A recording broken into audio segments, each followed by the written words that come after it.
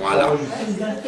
Donc nous sommes dans les lois concernant toujours les relations humaines, mais nous maintenant nous avons passé à un stade de ce qui s'appelle la protection du corps et de l'âme et l'interdiction de gaspillage.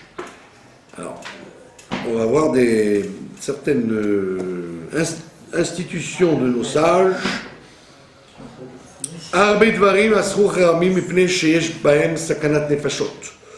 Beaucoup de choses nos sages ont instaurées parce qu'il y a dedans un danger à les faire. D'accord?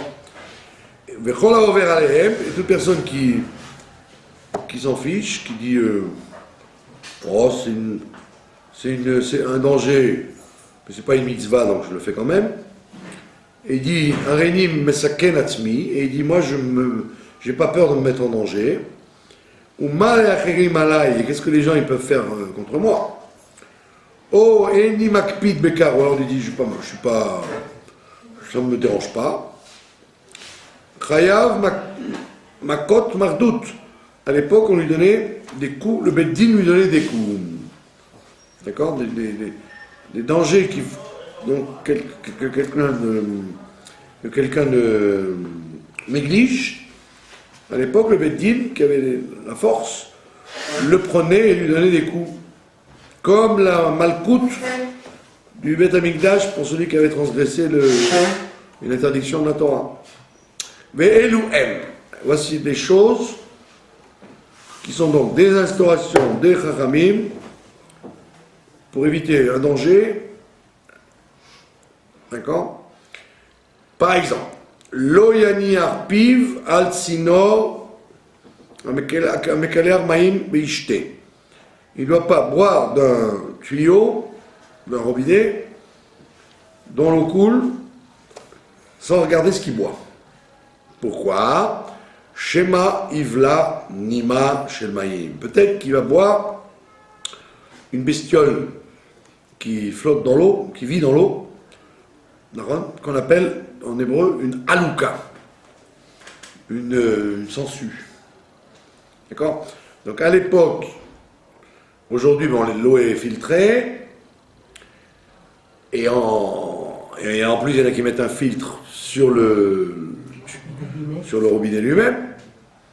D'accord? Donc ces choses-là n'arrivent pas quand vous habitez dans une grande ville, mais elles peuvent arriver quand vous êtes à la campagne. D'accord?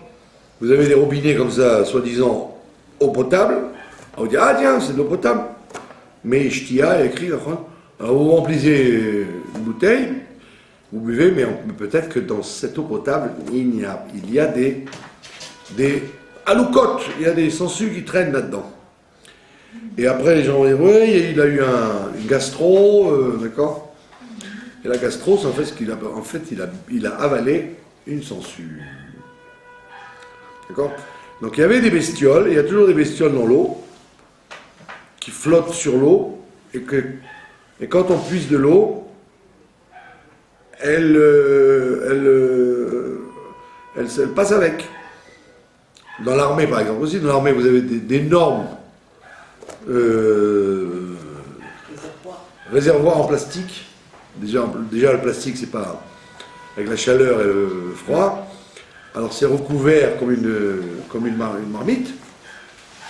D'accord? Mais il n'y a pas de filtre. C'est des tuyaux. Et des fois, quand vous voyez l'état des tuyaux rouillés, d'accord? Moi, je me rappelle, il y avait une base militaire, Arméron, ça s'appelle. C'est l'endroit le plus haut d'Israël. Vous voyez les côtes de la Turquie, tellement c'est loin, tellement c'est grand. C'est très très haut, et ben régulièrement il n'y avait pas d'eau. Pourquoi il n'y avait pas d'eau? Parce que les sangliers, il y avait des sangliers qui se promenaient là-bas, ils donnaient des coups dans les tuyaux, dans la nuit, et donc on se retrouvait sans eau. Donc le matin, il y avait le gars qui remettait le tuyau, mais il n'y avait pas de filtre, il n'y avait rien du tout, quoi. C'était des tuyaux comme ça, avec... Alors, donc il fallait boire de l'eau bouillie, Et encore, il fallait mettre une gaz pour ne pas boire des bestioles, quoi. Donc ça n'arrive pas en règle générale en ville, dans les villes, dans les grandes villes ou dans les pays modernes, mais ça arrive dans les campagnes ou dans les pays sous-développés. D'accord, les gens qui vont en Égypte, ou qui vont en Thaïlande, ou qui vont en Inde, bah, régulièrement ils ont des problèmes de gastrique à cause de ça. Parce qu'ils boivent de l'eau qui n'est pas filtrée. Et donc ils te disent c'est une sakana, c'est un danger, et donc ne dis pas, moi je m'en fiche, je bois de l'eau fraîche, d'accord? Donc les Yerushalmim, ils avaient tous une gaz pour Pessah et pour l'année, parce qu'il y avait des puits, il y avait des puits partout. Ici, il y a de l'humidité dans cette pièce parce qu'il y avait un puits, et ils l'ont bouché. Donc comme l'eau veut remonter, elle fait de l'humidité. Donc si vous allez faire une promenade à la campagne, et vous dites il y a de l'eau potable, il ne faut pas la boire sans la filtrer. Donc il faut avoir avec soi une espèce de... ou un tissu, d'accord, ou même une chemise, quoi. Et vous buvez l'eau à travers la chemise. D'accord? Donc les gens qui disent il s'est attrapé un virus et compagnie, ben c'est en général ça vient de là. D'accord? Il y a beaucoup de gens qui vont au Maroc, en Égypte, en Tunisie, vont passer des vacances là-bas et puis ils sont malades. Parce que dans les hôtels, il n'y a pas d'hygiène de l'eau. Et ça vient de ça. Donc première interdiction, de boire de l'eau sans regarder ce qu'on boit. D'accord? Et surtout pas la nuit, parce que dans la nuit, vous voyez encore moins ce qui se passe, donc c'est pratiquement sûr que vous allez boire une sangsue. Voilà. Deuxième takana, les eaux découvertes dans les blés perdus, d'accord? Vous avez de l'eau découverte. Dans un étang, un lac, même un lac. Vous vous dites, tiens, c'est un lac, l'eau est pure, l'eau est claire. Donc, vous remplissez une bouteille, et il dit, il ne faut pas boire cette eau comme ça, parce qu'il y a des démons qui hantent les eaux. Même les eaux potables. Et donc, ils mettent une espèce de malédiction sur l'eau, et donc ça rend malade les gens qui en boivent. Mais si vous n'y croyez pas, n'essayez quand même pas. Quoi? N'essayez quand même pas. Je vous ai raconté cette histoire. À l'époque, au Kfar Chabad, c'était un peu la cambrousse. C'est encore. Non mais bon, là-bas, ça devient vert, ça devient moderne. À l'époque, vous aviez des tuyaux partout, des flaques d'eau partout, etc. Et donc, il y avait un garçon, il devait aller à un mariage, donc il a traversé le Kfar par la campagne. Au lieu de faire le tour par la route, il a traversé pour aller plus vite à la salle de mariage, et il a été tout droit. Et ben, il s'est reçu des gifles de partout. Alors quand il est arrivé à la salle de mariage, il était comme un fou. Alors le Rav, il lui dit qu'est-ce qui t'arrive? Mais il dit, je ne sais pas ce qui se passe, j'ai traversé en courant le Kfar, et là-bas il y avait un mikvé qui vous aurait donné l'idée plutôt de vous assimiler que de vous convertir, hein, avec des flaques d'eau dehors, enfin c'était pas très sympathique. Donc lui il traverse le truc, et ben, j'ai traversé, puis il m'a semblé avoir pris des claques. Ben, il a dit, ben oui, ben, ils sont là. Donc il faut faire attention. Donc les démons en question, ils font des espèces de sorcellerie dans l'eau. Et donc même si l'eau vous semble une eau paisible d'un lac, ne buvez pas de cette eau sans la faire bouillir ou sans la filtrer. D'accord? Ça arrivait souvent quand on faisait des promenades dans les montagnes. Vous voyez, vous avez une source d'eau fraîche qui sort comme ça. D'accord? Alors, c'est pas parce que c'est une source d'eau fraîche qu'il n'y a pas d'essence humique. Il peut y avoir des bêtes.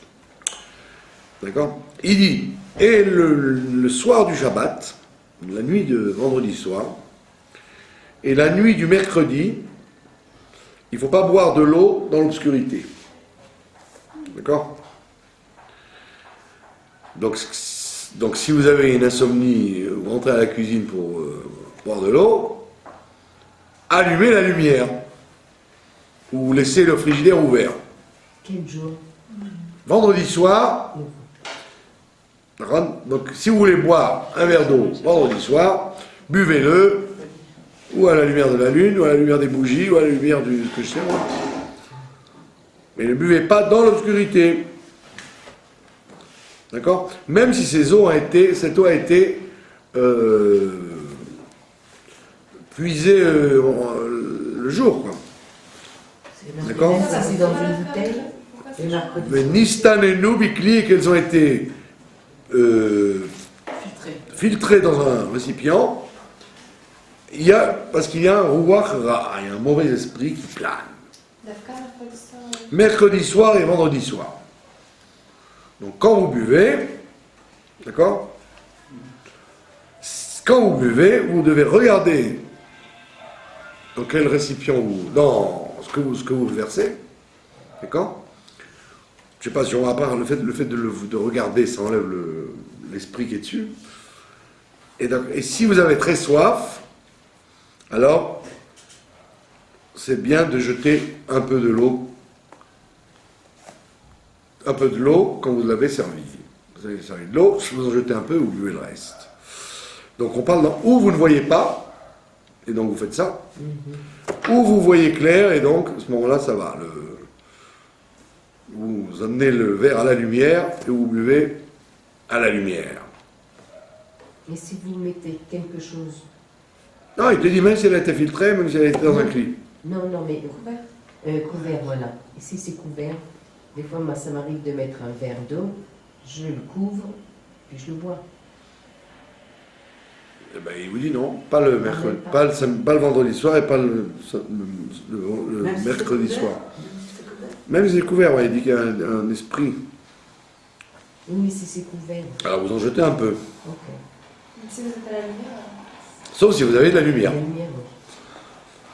Voilà. Il vous dit Oléola, lo ishte maim poshrim. Et ça aussi, il ne faut pas boire d'eau tiède. Ou vous buvez de l'eau froide, ou vous buvez de l'eau bouillie. D'accord? Ou bouillie, ou fraîche, mais pas tiède. Dans un cli en métal. D'accord? Si c'est un cli en métal, il faut qu'il soit bouilli ou froid. Pourquoi? Parce que c'est dangereux pour le corps. Et on parle quand c'est de l'eau.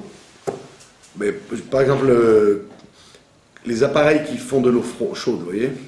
Vous avez des appareils qui font de l'eau chaude, là. Tami Arba et compagnie, là. D'accord? Je ne parle pas du koum-koum qui bout, là. Il bout, donc il n'y a pas de problème. Mais la plupart des appareils, ceux qui font de l'eau chaude, il n'y en a aucun qui arrive à 100 degrés. Il n'arrive jamais à ébullition, en fait. Donc, si vous buvez, comme les Russes d'avant, de l'eau chaude comme ça, il ne faut pas boire de l'eau chaude parce qu'elle n'est pas bouillie et elle n'est pas froide. Mais, si vous rajoutez quelque chose dedans, ça va. Donc, si vous faites une verveine, une tisane, un café, un thé, comment on appelle ça, un chicorée, là, ça va. C'est pas besoin que ça soit bouilli à 100. C'est que quand vous buvez tout seul que c'est un problème. Donc quand c'est tout seul, vous buvez. Par contre, il y a des gens comme ça qui aiment l'eau chaude tout seul. Par contre, on te dit il faut qu'elle soit bouillie. Mais si tu mets dans quelque chose, D'accord? C'est bon. Même si elle n'a pas atteint un 100 Voilà, même si elle n'a pas atteint 100 degrés. Donc c'est pour ça que dans la plupart des institutions, yeshivot, synagogues, musées, ce que je sais moi, les gens, il leur arrive rien parce que justement, ils ne boivent pas ça comme ça. Ils prennent un thé, quoi, un café. D'accord? Maintenant, si elles ont bouilli, alors là, il n'y a aucun problème. Si elles ont bouilli une fois, par exemple. Elles ont bouilli, vous la réchauffez, même si elles ne rebout pas, ça va. Troisième, takana de nos sages.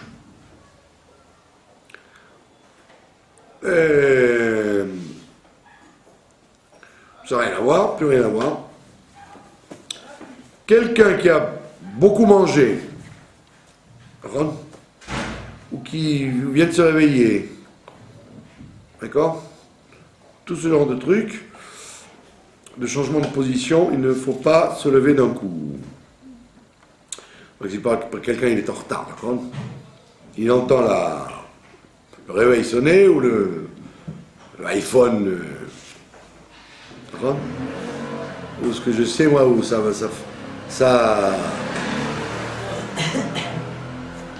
son voisin le réveille. Hey, il est très tard, lève-toi, tu vas rater l'avion.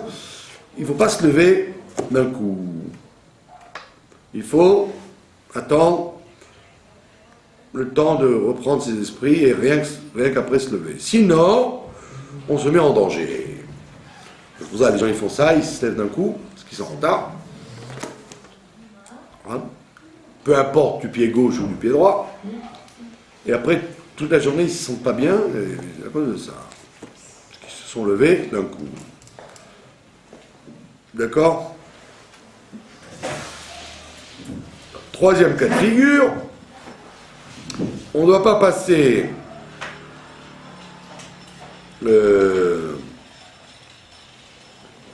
Bon, je vous parle pas des gens qui font des saignées.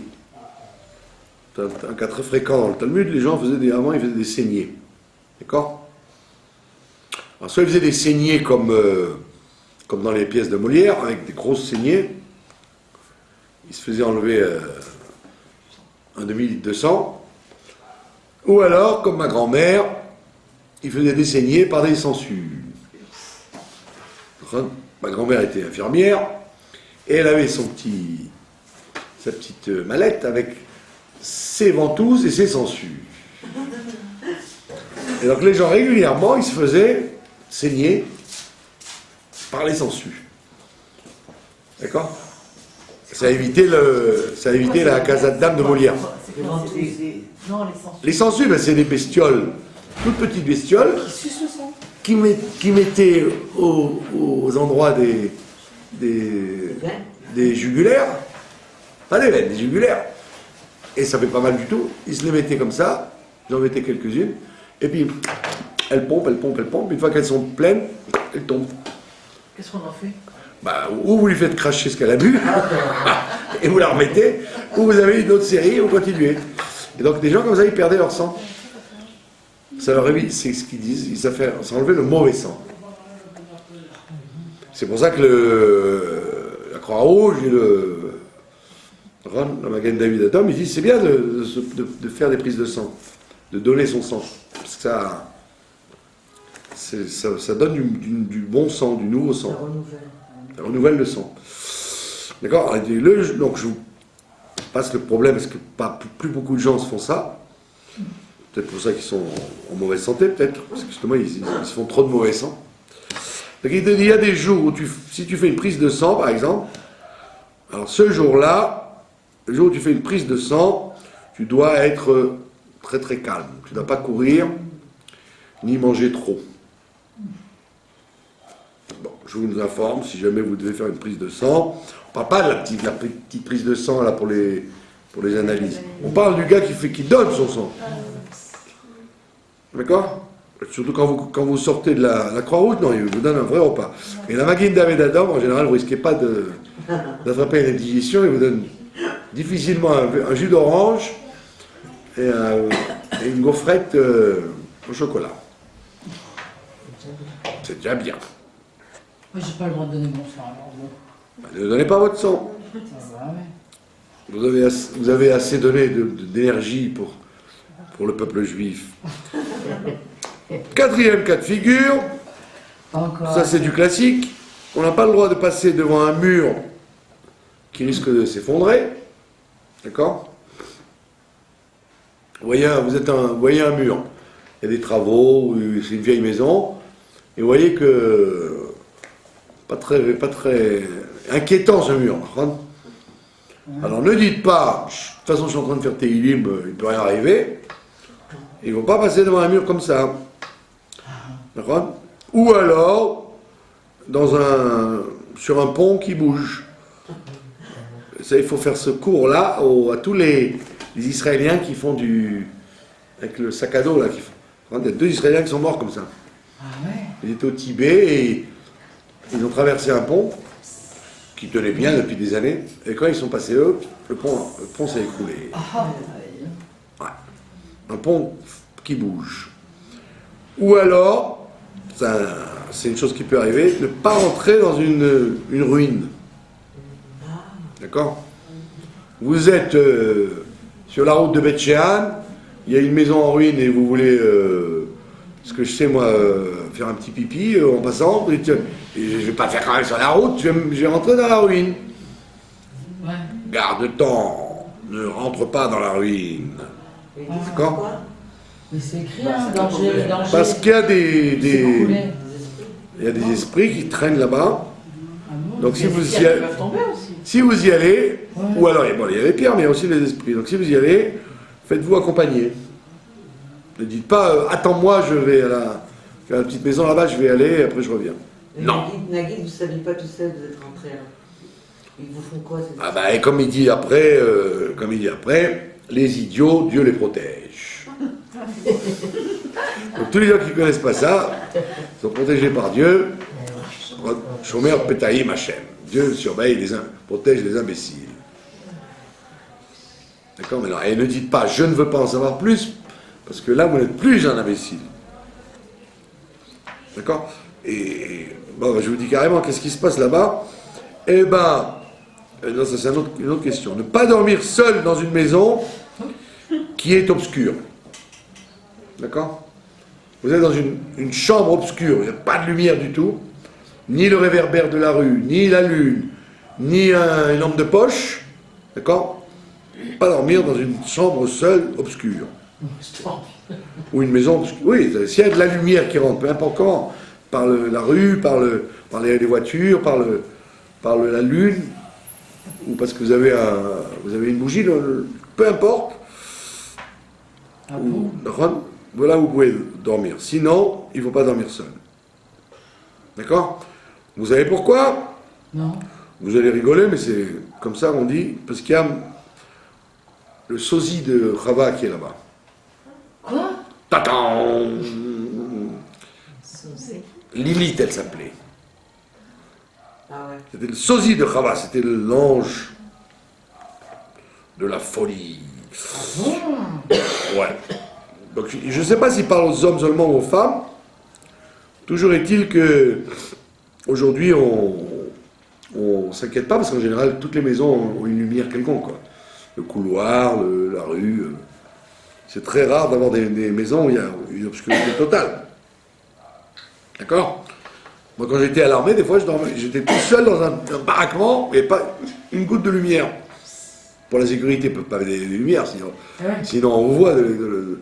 D'accord?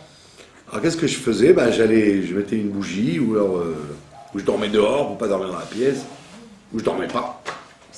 Comme ça. Donc tout ça, ça peut être utile quand vous êtes en dehors des villes, ouais, c'est ça. Dans les grandes villes, c'est pas très utile.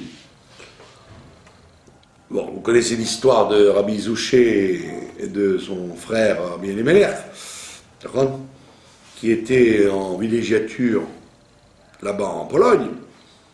Et dans la nuit, chacun il avait sa chambre dans un hôtel, une auberge étrangère comme ça. Et tous les deux dans la nuit, ils ont été réveillés par une femme blonde. Alors, les deux se réveillent, ils vont voir leur frère,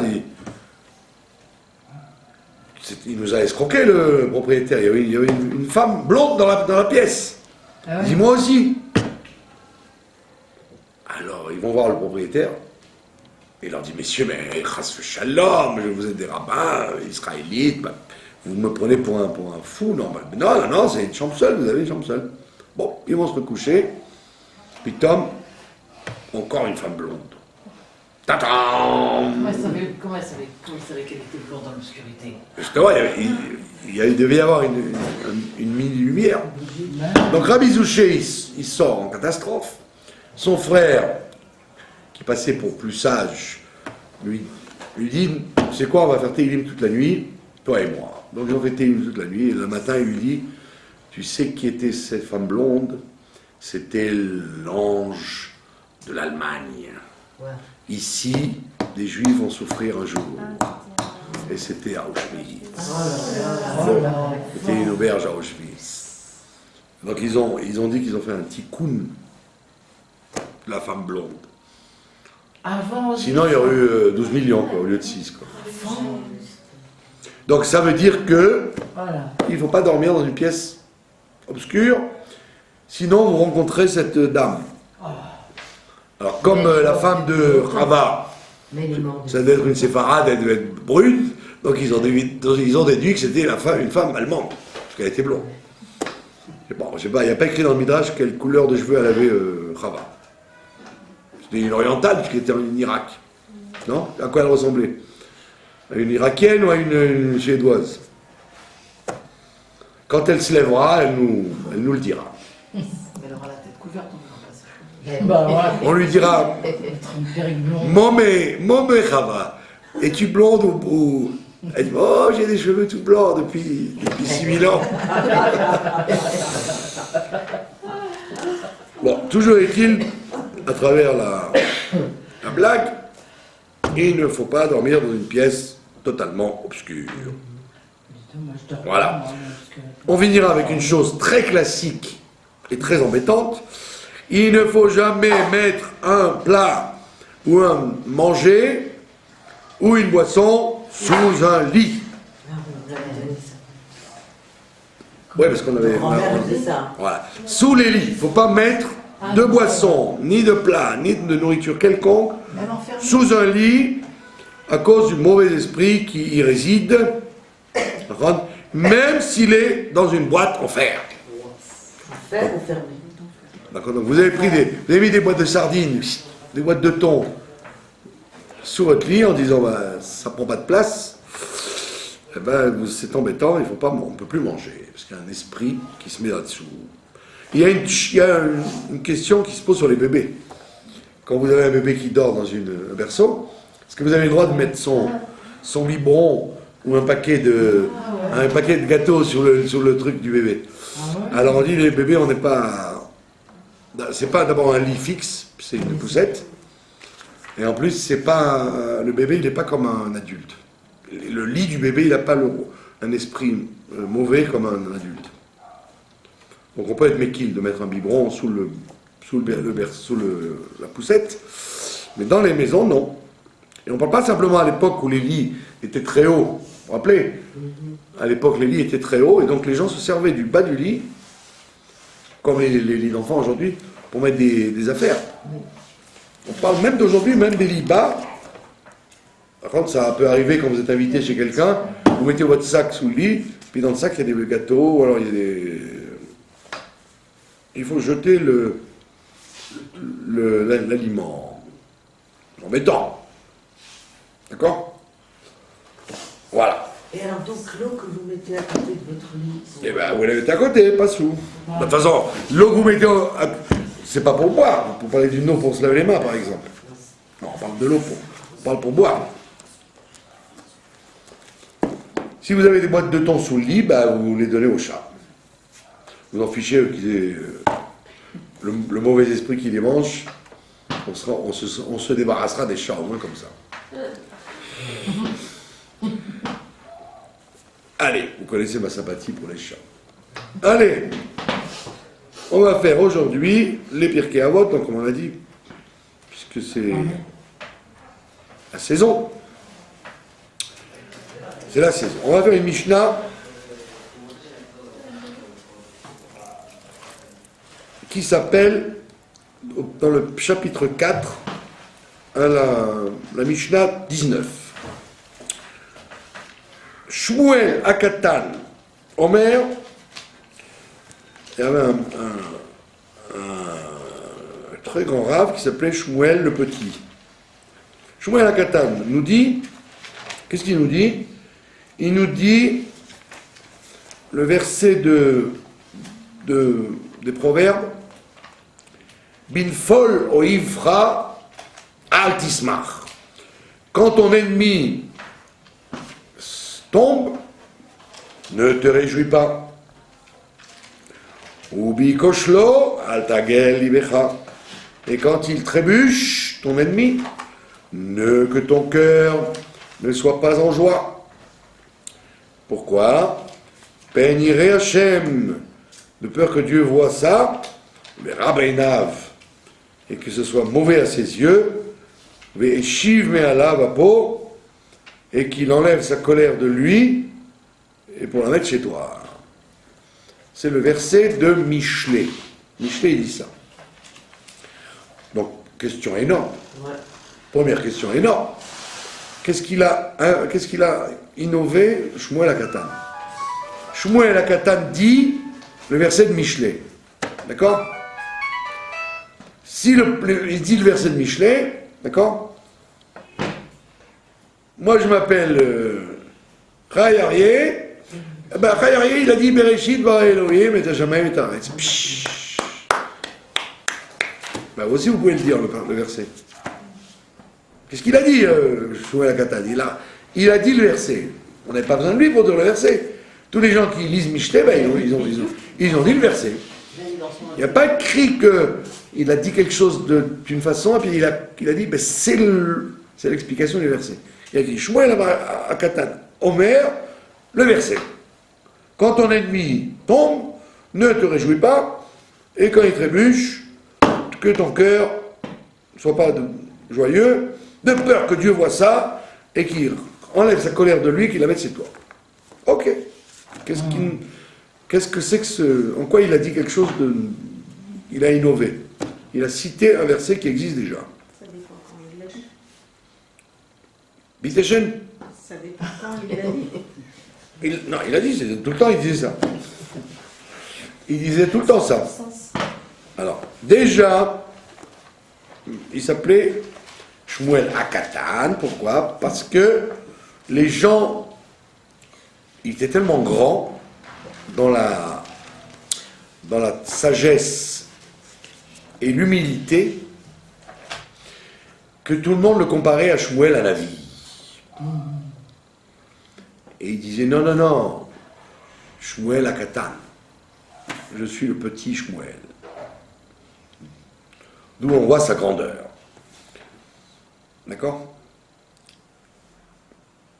En plus, il n'est pas si méconnu que cela, puisque vous avez appris le Talmud, vous êtes des talmudistes chevronnés, la bracha qu'on dit contre les détracteurs de la Torah, mais la Malchini Maltei Tikva, d'accord? C'est lui qui l'a écrite. Donc quand vous faites une Amida, une des brachot qui n'a pas été écrite par les gens de la Grande Assemblée, mais la Malchini Maltei Tikva, c'est lui qui l'a écrite, et elle a été entérinée par le tribunal de Yavne après la destruction du temple. Donc Shmuel Akatan. Donc c'est un des Tanaïm qui vivait après la destruction du deuxième temple. D'accord?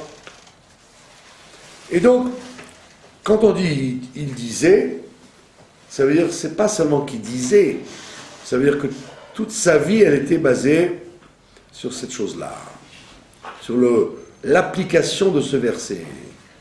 Donc ça veut dire que le verset vous pouvez le connaître, le verset de Michelet vous le connaissez, les autres Tanaïm le connaissaient, mais lui l'appliquait scrupuleusement. Et nous allons essayer de comprendre qu'est-ce qu'il y avait là-dedans. D'accord? Bon, déjà, première question, élémentaire, que la plupart des Israéliens ne connaissent pas. Ils disent, ouais, c'est ce qui va, quand on a pendu Sadat, ou que Kadhafi est mort, ou ce que je sais moi, Arafat a crevé, d'accord? Alors les gens ils étaient contents, et évidemment, la plupart des gens bien pensants, même les rabbinim d'ailleurs, ils vous disent, mais non, il ne faut pas se réjouir, d'accord? Il ne faut pas se réjouir, comment? C'est une créature qui est morte, comment se réjouit-on? D'accord? Comment tu oses faire un kidouche quand Arafat a crevé? Ah, il est mort? Non, il a crevé. D'accord? Comment tu réjouis quand on a pendu Eichmann ou... C'est pas, il y a écrit dans la Torah, dans votre Torah, vous les religieux, écrit, dans la chute de ton ennemi, ne te réjouis pas. D'accord? Classique, mais même vous prenez quelqu'un dans la rue, il vous dit, mais ben oui, c'est vrai, hein, il ne faut pas se réjouir. Hein. L'autre fois, il y avait 3 Mechablim qui ont été, 3 terroristes qui ont été brûlés avec une voiture parce qu'ils voulaient faire un attentat, je ne sais où. Alors, moi j'étais content. Ben oui. C'est une bonne journée au moins. Au moins, si on vous enlève les allocations familiales, au moins vous vous rattrapez sur ce que vous pouvez. D'accord? Alors, je rentre dans un magasin et je lui dis, il dit, tu souris, il n'y a pas de quoi sourire. Je lui dis, oui, il y a eu 3 Mechablim qui ont été tués. Il me dit, mais une fois, il fera un smart. Alors je lui dis, tu es un ignorant, un ignare. Et pourquoi? Parce que c'est cette question-là, vous savez ça. Quand M. Haman, parce que les gauchistes disent ça, pour lui c'est une fête horrible, on fait la fête parce qu'on a pendu Haman, ah là là, alors qu'il n'a rien fait Haman, il a pensé mais il n'a rien fait. Et on lance des pétards et on chante alors qu'on a tué des Bnei Adam, on a tué des gens. Alors, les gens ne connaissent pas l'histoire parce que Haman, justement, quand il est venu dire à Mordechai, viens, je suis obligé de t'habiller avec l'habit du roi, et je suis pas bien, quoi. On dit que Mordechai, qui était dans le deuil, il a ri. Et lui, il a dit, ben, voilà, une fois il fera smart, tu ne dois pas te réjouir quand ton ennemi tombe. Ah ouais. Alors il a dit, donc lui-même il a posé la question. Haman, c'était pas un idiot, il connaissait le Tanakh, quoi. Et Mordechai il dit, non, ça parle des ennemis juifs. Quand ton ennemi juif il est en train de tomber, ne te réjouis pas. Mais les ennemis d'Israël, eux, il y a écrit, Ve'atal bamotemot hidror. Toi, tu écraseras leur lieu. Tu danseras le passo doble sur les endroits où ils siègent. Donc il y a une mitzvah de se réjouir quand les méchants disparaissent, au contraire. On nettoie le monde. Donc, déjà, on enlève l'éventualité, exactement, l'éventualité de penser qu'il s'agit de n'importe qui, il ne s'agit que d'un ennemi, d'accord, qui serait un juif ou alors un goy, un goy bien. Mais d'un méchant, on n'a aucune interdiction, au contraire, on a une mitzvah de se réjouir, comme nous le faisons le soir de Purim et le Hanouka, etc. Oui, dans la Haggadah de Pessah, je l'ai écrit justement, les Égyptiens tombent, ne te réjouis pas que ses ennemis, ce sont les créatures. Il n'a pas écrit ça dans la Haggadah de Pessah. Quelque chose comme ça. Non, il n'a pas écrit ça du tout dans la Haggadah de Pessah. Il a écrit le 7e jour de Pessah, à la mer Rouge, qu'on ne fait pas le Hallel complet parce que Maran, il a écrit, Dieu a dit, mes créatures se noient dans la mer. Et vous voulez chanter le Hallel total. Donc si les anges n'ont pas chanté le Hallel complet, nous non plus on ne chante pas le Hallel complet. D'accord? Alors donc c'est une très très belle remarque que vous faites. Mais j'ai répondu, brillamment d'ailleurs, je dois le reconnaître, comme d'habitude. Ouais, parce que tout le monde dit exactement, c'est vrai, c'est une question. Comment tu dis qu'il faut se réjouir quand le bon Dieu lui-même dit ne vous réjouissez pas quand mes créatures sont noyées dans la mer. D'accord? Ce qui est quand même un peu exagéré. Parce que le bon Dieu, il ouvre la mer, il la referme sur eux, et puis après il dit ne réjouissez pas. Alors Donc la réponse, c'est qu'en fait, hein. la réponse, c'est qu'en fait, il faut connaître le Midrash d'avant. Le Midrash d'avant, il était qu'avant que la mer ne s'ouvre, d'accord, quand les Bnei Israël sont devant la mer, le même bon Dieu, il écoute le témoignage des anges accusateurs qui disent ceux-là sont des idolâtres et ceux-là sont des idolâtres. Pourquoi tu vas sauver ceux-là et pas ceux-là? Alors effectivement, il dit non, je les sauve parce qu'ils vont recevoir la Torah dans 3 mois. Mais c'est vrai que vous avez raison. Pour l'instant, ils se valent tous les deux. Donc comme ils se valent tous les deux, je sauve ceux-là parce qu'ils vont recevoir la Torah et je ne sauve pas ceux-là parce qu'ils n'ont rien à voir avec la Torah. Donc avant qu'ils reçoivent la Torah, effectivement, ils étaient en parallèle. Et donc je comprends que quand ils se noient, ne te réjouis pas qu'ils se noient, puisque tu valais pas mieux qu'eux à ce moment-là. Et une fois que le don de la Torah a été fait, effectivement, il y a une séparation entre le peuple juif qui prend sur lui la Torah, qu'il le veuille ou qu'il ne le veuille pas, et les ennemis d'Israël qui perdent même le titre d'être humain. Et donc, on est bien clair, il ne s'agit pas de méchants qui soient liés avec Amalek ou pas, ça il faut au contraire se réjouir, mais Shmuel HaKatan, il te dit que le verset de Michelet parle d'un ennemi, un ennemi à toi. Par exemple, donc tu as des ennemis dans la vie, d'accord? Tu as des gens, tu as un magasin, tu as un autre qui ouvre en face le même magasin, en face. Ils vendent la même chose que toi, à plus bas prix. Donc c'est ton ennemi. D'accord? Ou quelqu'un que tu n'aimes pas, et lui il t'aime pas. C'est réciproque. D'accord? Ou alors son chemin te dérange. Et donc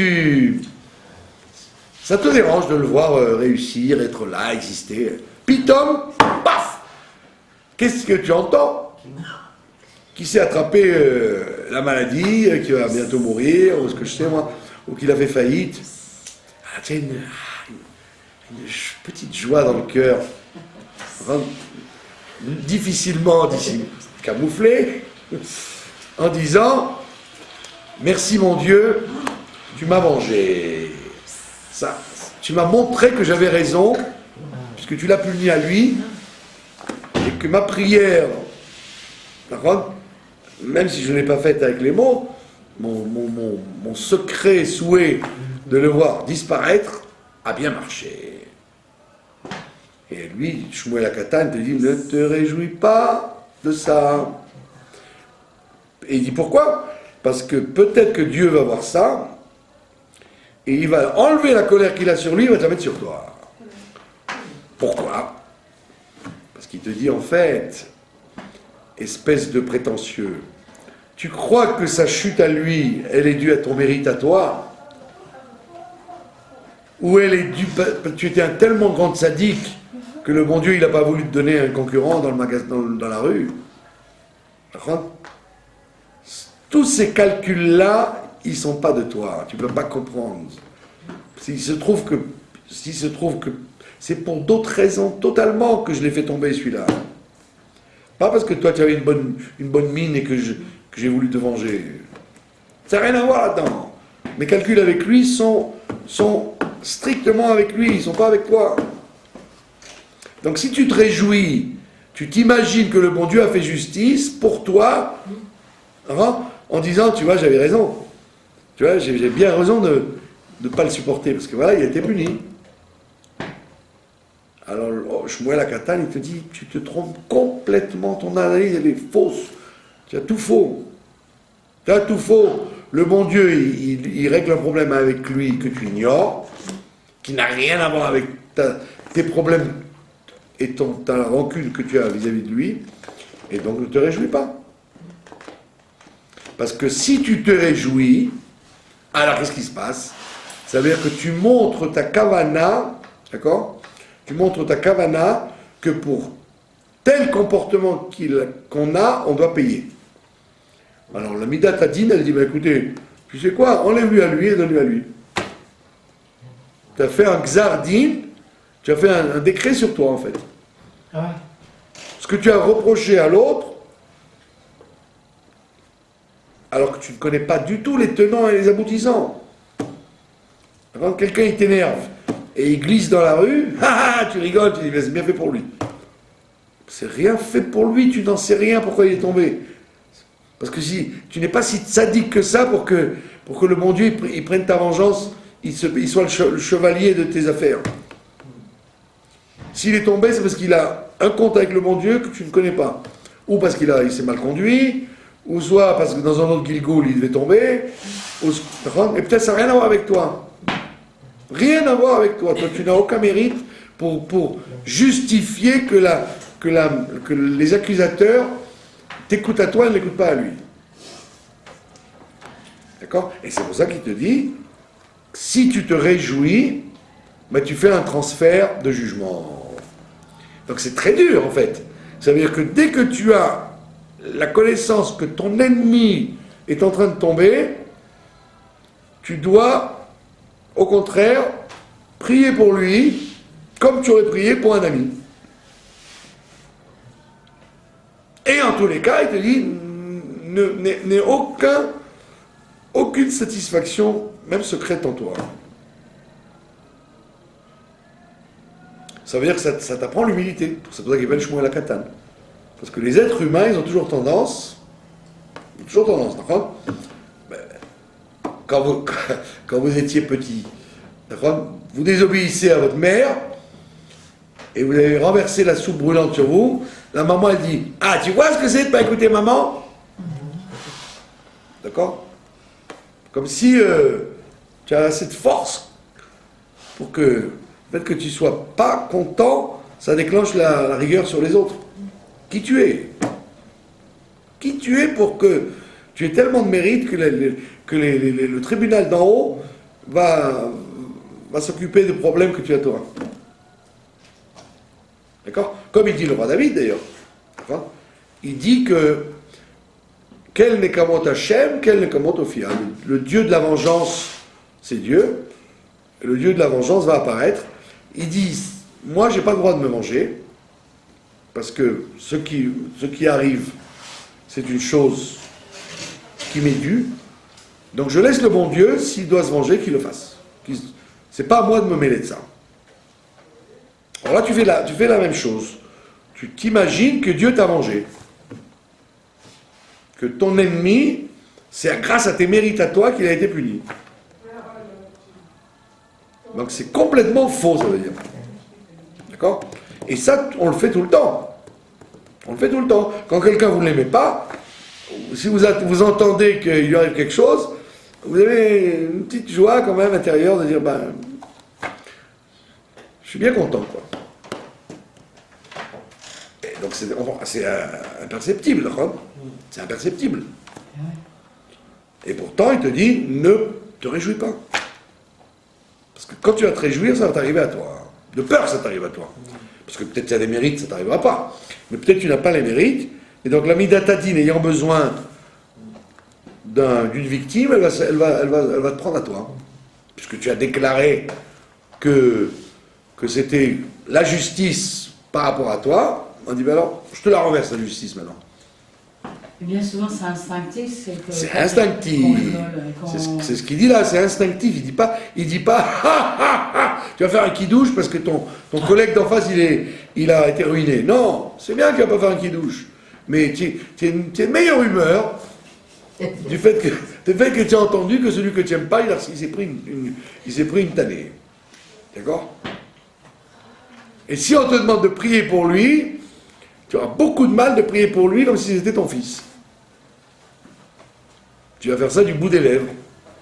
Parce que tu vas dire, oh, ça va. D'accord? Et c'est tout le temps comme ça, parce qu'on a des gens qui déclenchent l'antipathie. D'accord? Vous auriez tendance à être content qu'il leur arrive des malheurs. Que ce soit des hommes politiques, des journalistes, des voisins, des voisines, des commerçants, ce que je sais moi. Un commerçant qui vous a roulé, vous apprenez que le magasin ferme. Ah, vous êtes content? Ah non. D'accord? Eh bien, voilà, il ne faut pas être content, il faut dire. Avec Sharon, on n'était pas mécontents, il faut dire la vérité. Pardon? Avec Sharon, on n'était pas mécontents, il faut dire la vérité. Voilà. Quel pilouille, on était... Voilà, quand le pauvre Sharon il est tombé, les gens disent ah, bah tu vois, ah, bah, je suis bien content, il s'est pris dans la tête ce qu'il a fait. Donc à chaque fois, on croit, c'est ce que dit Shmuel Akatan, il te dit ne vois pas des relations. Comme dit quelqu'un que je connais très bien, c'est pas parce que deux événements arrivent en même temps qu'ils ont un rapport. Le fait que toi tu aies dénoté une anomalie chez lui et qu'à ce moment-là il prend dans la figure un malheur, ça n'a peut-être rien à voir.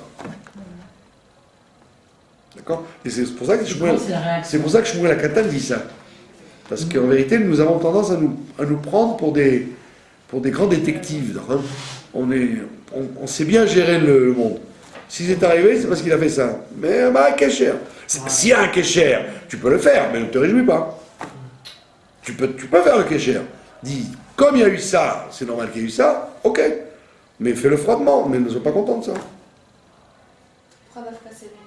Pardon?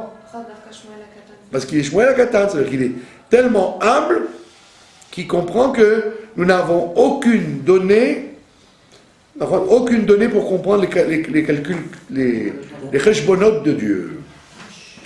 Et donc, et surtout quand ça nous touche à nous. Quand ça touche à l'extérieur, tu peux faire des ksharim s'ils existent. Tu vois, comme on l'a vu l'autre fois. Quelqu'un perd 100 shekels et il avait volé 100 shekels, tu peux dire oui, effectivement, les 100 shekels que tu as perdus, c'est parce que tu les avais volés. D'accord? Mais ne te réjouis pas quand ça t'arrive à toi. D'accord? Parce que peut-être que le bon Dieu, il a son compte avec lui qui n'a rien à voir avec ton mérite à toi. Donc ça t'enlève l'orgueil de croire que comme je suis un grand sadique, Dieu m'a vengé. Aucun rapport. Tu n'en sais rien. D'accord? Et donc on voit que c'est pour ça que ce Pirkei Avot là du 4e Pérec, on le lit tout le temps, entre dans la 4e semaine de l'Omer, dans la semaine où on parle de Rabbi Meir et Rabbi Shimon, et ici il parle de Rabbi Elazar ben Shamoua, les élèves de Rabbi Akiva qui ont survécu à l'épidémie des 24 000. Et donc, ça veut dire que Shmuel Akatan, il vient là-dedans aussi, bien qu'il n'était pas à la même époque, pour te donner le même enseignement. C'est de la sinatrinam, ce que tu fais. C'est de la haine gratuite, ce que tu fais. D'accord? Donc, c'est en finesse, encore une réparation des 24 000 élèves de Rabbi Akiva.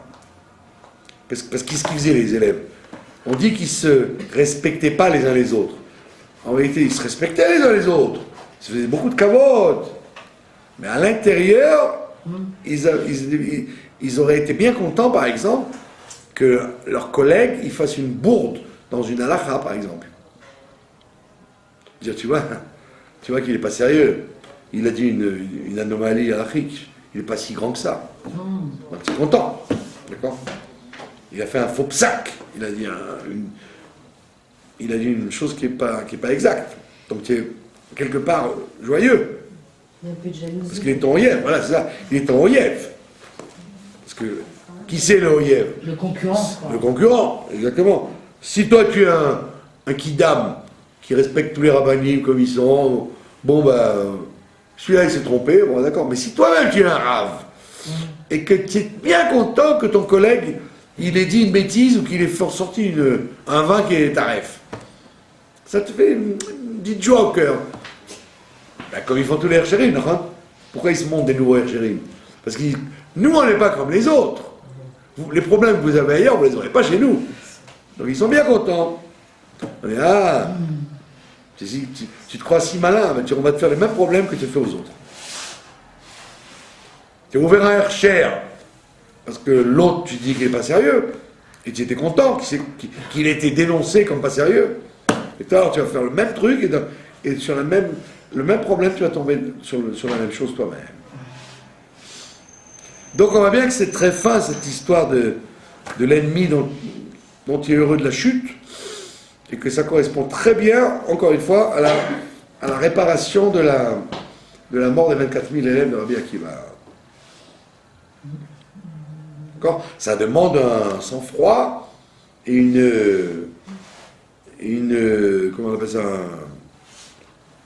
une grande avat Israël. Ou bien une nouvelle pensée. Que ton ennemi il arrive un malheur, que tu aies de la peine au lieu de te réjouir, ça c'est pas facile. C'est une avoda très très dure. Et il dit ton ennemi, bien sûr, parce que si c'est un étranger, ça ne te dérange pas.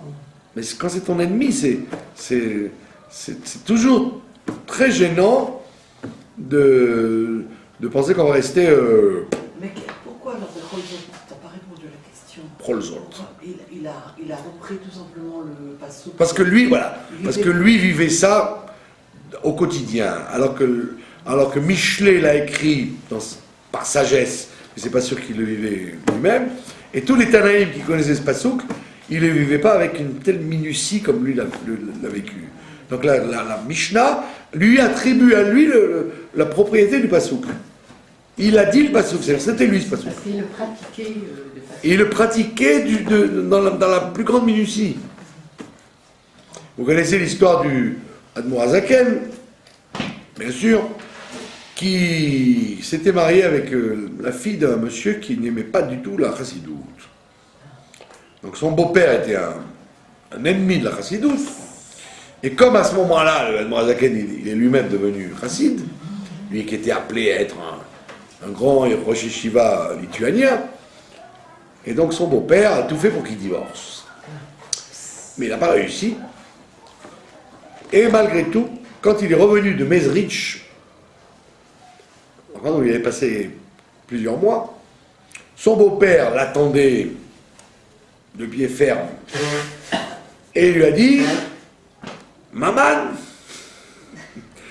il a dit Zalmen, qu'est-ce que tu as fait de plus à Mezrich? Alors, il réfléchit, le Admour Hazaken, et il lui dit à Mezrich, j'ai appris que Dieu existe. Alors l'autre attrape une syncope. Il dit, mais tu te moques de moi, tu as laissé ta femme sans rien pendant des mois pour me dire une banalité pareille. Il appelle Guy Télé, la servante, il lui dit Guy Télé, comment ça va? Elle fait ah, Baruch Hashem. Il dit pourquoi tu dis Baruch Hashem? Ah ben il dit parce que Dieu existe. Et il dit voilà, tu vois, Guy Télé, c'est ni lire, ni écrire, ni prier, ni rien du tout. Elle sait que Dieu existe. Qu'est-ce que tu nous racontes que tu as été à Mezrich pour apprendre que Dieu existe? Alors il dit oui, elle dit que Dieu existe. Moi je le sais. D'accord? Donc c'est-à-dire qu'en finesse, les autres Tanaïm, ils savaient que le passouk il est vrai, que c'est Torah Mishinaï. Mais est-ce qu'ils ne le vivaient pas à chaque instant comme Shmuel Akatan le vivait? Donc on lui attribue à lui la propriété du verset. Et vous vous rendez compte qu'effectivement, à chaque instant de la vie, on est confronté avec ce dilemme d'être, je vous dis, une chose bête. Quelqu'un vous contredit, d'accord? Il vous contredit, ça vous a énervé, puis Tom il renverse le coca sur la jupe, ah ben vous êtes contente. Quelqu'un vous a contredit, ah, vous apprenez après qu'elle s'est renversé le coca, ou mieux, cassé la jambe, eh ben vous avez une petite joie, qui La joie, elle peut venir d'autre chose que de cette méchanceté ou cette jalousie. Elle peut venir... Non, il te dit, là, si la joie vient de là... Non, justement, mais ça peut venir d'autre part, ça peut venir de dire, c'est pas par rapport à moi, mais on peut voir quelque part le jugement... Voilà, vous continuez, vous recommencez à... On recommence tout le cours. C'est ce que je suis en train de vous dire. C'est ce que vous croyez. Vous croyez le secrétaire du bon Dieu en disant, en fin de compte, il y a une justice. Mais non. Quoi non, alors, C'est pas pour ça qu'on se réjouit. On peut se réjouir De quoi? De la petite d'Hachem, mais on ne se réjouit pas pour autant du malheur de l'autre. C'est très difficile, comme elle a dit. Comme elle a dit Rachel, quand Arik Sharon tombe juste après les avoir viré des juifs de Gush Katif, les gens ils avaient une certaine joie, pas que Dieu rende justice, mais qu'il soit tombé. Non, on peut se réjouir. Ne me dites pas non, c'est évident. Non, mais Que quand c'est la vengeance de Dieu. C'est ça. Voilà. C'est Oui, pas tout le monde a pensé ça.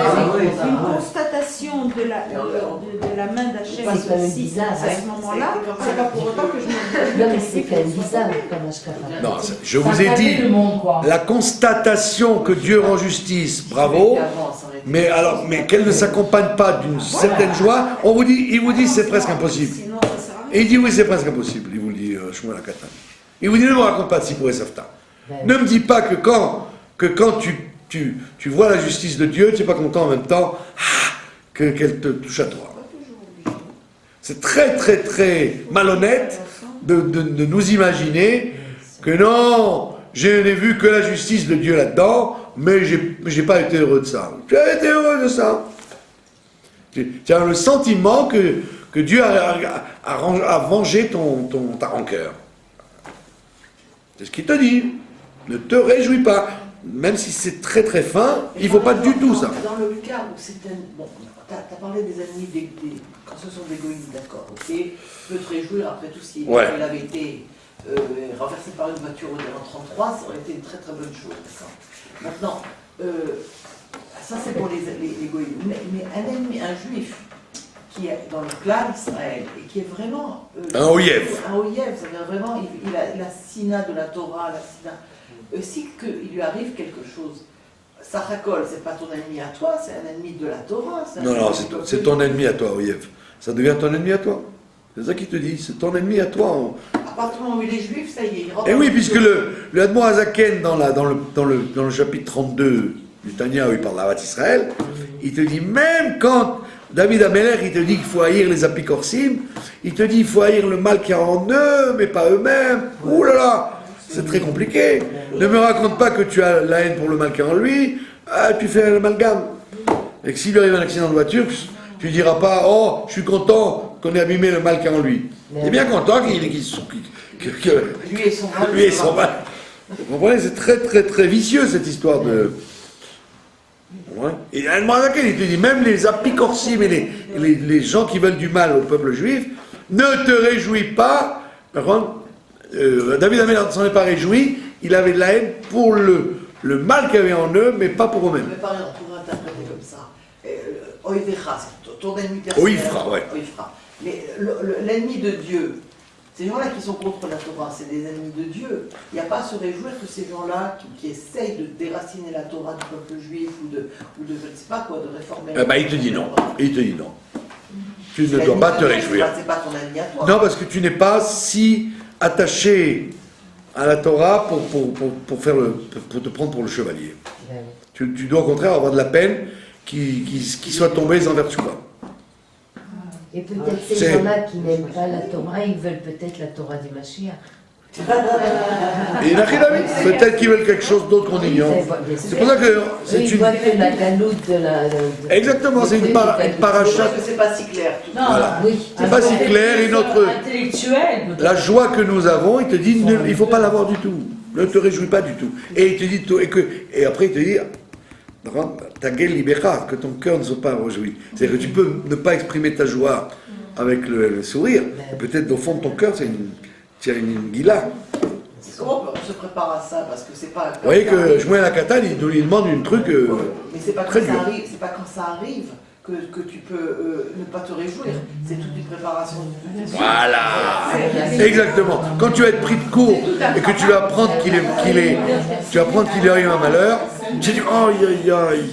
Pourquoi? Parce que tu aurais voulu qu'il fasse chouva, tu aurais voulu autre chose, et malheureusement il n'a pas eu le temps. C'est ce qu'elle a dit la femme de Rabbi Meir. Il faut prier pour qu'il fasse les chouvas et non pas prier pour qu'il fasse. Voilà.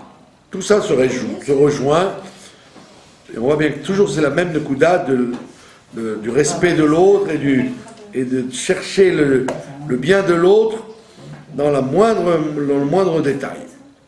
Voilà, c'est pour ça que ces Pirkei Avot, on les lit dans les périodes de l'Homère, parce que c'est notre réparation pour la galoute.